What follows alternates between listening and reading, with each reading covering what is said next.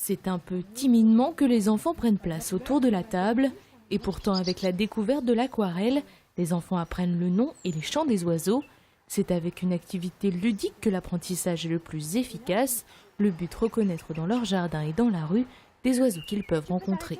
C'est toujours des ateliers d'éducation à l'environnement.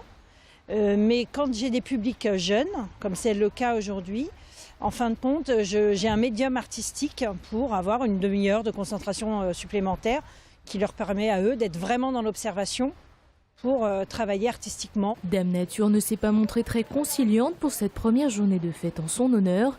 Et pourtant, c'est sous la pluie qu'enfants et adultes découvrent un environnement préservé au milieu de Viry-Châtillon.